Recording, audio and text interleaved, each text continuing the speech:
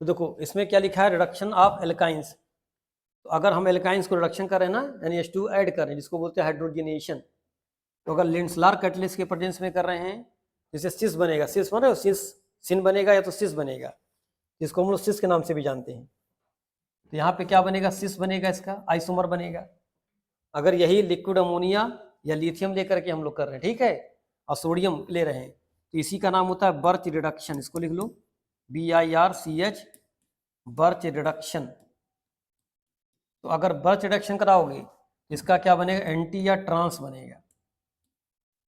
तो ट्रांस बनाना होगा तो हम लोग बर्च रिडक्शन यूज करेंगे, यानी सोडियम या लिथियम लेंगे लिक्विड अमोनिया में। अगर हमको बनाना होगा सिस तो हम लोग लिंसलार कैटलिस्ट लेंगे, पैलेडियम लेते हैं, ठीक है, कुंडलिन्स होता है इसके अंदर, ठीक, बात समझ में आ रही है। यही थोड़ा इसको हम लोग क्या करते हैं, BSO4 डाल देते हैं ताकि थोड़ा सा क्या हो जाएगी, पॉइजन हो जाए। अगर सिंपल PD लेते हैं ना तो ये सीधे क्या बना देगा, एल्केन बना देगा, और हमको क्या चाहिए, एल्कीन, हमको इसको स्टॉप करना है बीच में, ठीक। फिर देखो नेक्स्ट आपको पढ़ना है प्रिपरेशन में, dehydro halogenation of alkyl halides. इसको हमको आता है elimination of 1 mole of halogen acid. तो देखो भाई एल्कोहलिक KOH लेंगे, अब जिससे X जुड़ा हुआ है उसको क्या बोलते हैं, अल्फा, याद है, अल्फा H, अल्फा कार्बन, और इसके रेस्पेक्ट में कौन सा कार्बन, बीटा कार्बन। यहाँ देखो क्या हो जाएगा भाई, बीटा कार्बन अल्फा कार्बन में, इसको रिमूव कर दें हम लोग, HX हट जाएगा तो बीच में क्या बन जाएगा, डबल बॉन्ड। तो इससे भी बनाएंगे हम लोग एल्कीन्स बनाएंगे, ठीक। यहाँ पे एक रूल फॉलो करते हैं जिसका नाम होता है सेडजफ रूल। देखो सेडजफ रूल्स में क्या करते हैं हम लोग, तो सेडजफ साहब क्या कहते हैं, उस बीटा से H निकालना होता है जिस बीटा पे H के नंबर क्या होते हैं, कम होते हैं। अब जितने ज़्यादा बीटा मिलेंगे आपको कार्बन विद बीटा H, उतने आपको मिलेगा प्रोडक्ट। बात समझ रहे हैं। तो देखो इसमें क्या है बताओ, dehydrohalogenation belong to general class of reaction called 1, 2 elimination reactions, या इसका नाम पड़ा बीटा एलिमिनेशन, ठीक। इसकी कई सारी मैकेनिज्म होती हैं, अभी डिटेल में नहीं जाएंगे इसके बारे में हम लोग। देखो since hydrogen atom is limited from the beta carbon, ठीक। अब देखो यहाँ पे क्या है, the substrate should contains a leaving group और आइटम और group that leaves the molecule taking it's electron pair with it. अब देखो यहाँ पे देखो, जैसे अल्कोहलिक ले लें हम लोग KOH, तो यहाँ भी देखिए क्या है भाई, ये अल्फा है, अब देखो यहाँ बीटा, यहाँ बीटा, और देखो यहाँ भी बीटा है। तो जितने बीटा कार्बन होंगे, जितने टाइप के बीटा कार्बन उतने टाइप का मिलेगा प्रोडक्ट। अब देखो ये दोनों सेम है, देख रहे हो, चाहे यहाँ से निकालो H, चाहे यहाँ से निकालो H।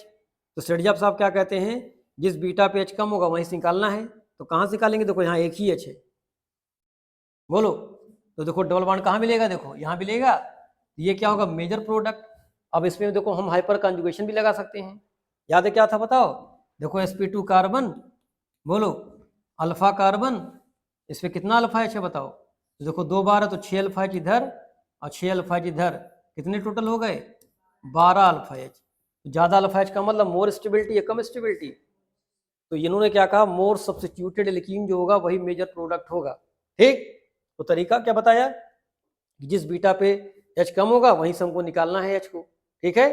तो डबल बॉन्ड उसी दोनों के बीच में आएगा। अब देखो ये भी बनेगा, ये कैसा होगा, माइनर प्रोडक्ट होगा, इसको हम लोग बोलते हैं हाफमैन प्रोडक्ट बोलते हैं।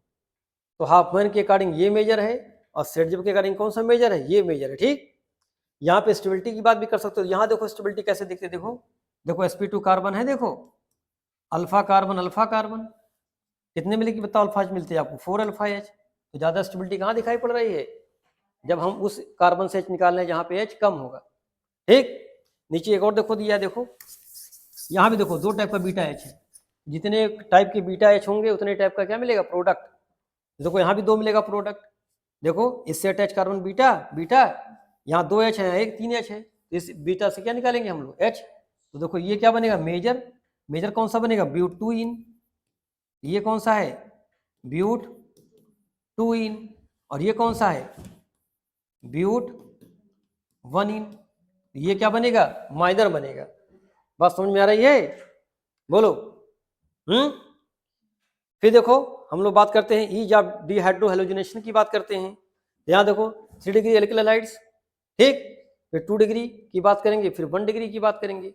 ऐसे जब पूछेगा बताओ आयोडीन ब्रोमीन क्लोराइड में से कौन निकलेगा, यानी यार आपको देखिए RI पहले बनेगा टूटेगा या RBr ज्यादा रिएक्टिव होगा, या RCl ज्यादा रिएक्टिव होगा? तो ज्यादा रिएक्टिव कौन होगा? आई वाला। क्यों? साइज बड़ी है। ठीक, इसमें इंटरमीडिएट क्या बनता है? कार्बोकैटायंस। कार्बोकैटायन बनेगा इंटरमीडिएट, तो स्टेबिलिटी कैसे देखेंगे हम लोग? 3 डिग्री, 2 डिग्री, 1 डिग्री से। इसलिए 3 डिग्री क्या है? More reactive than 2 degree. बात समझ में आ रही है? फिर देखो हम लोग बात करते हैं कि अगर डिहाइड्रोजनेशन की बात करें हम लोग, तो श्रेडिंजर रूल बताए थे, अभी आपको फॉलो करेगा। तो श्रेडिंजर साहब क्या कहते हैं भाई? श्रेडिंजर साहब क्या कहते हैं? उस बीटा से H निकालना जहां पे H के नंबर कम होंगे। बात समझ में आई?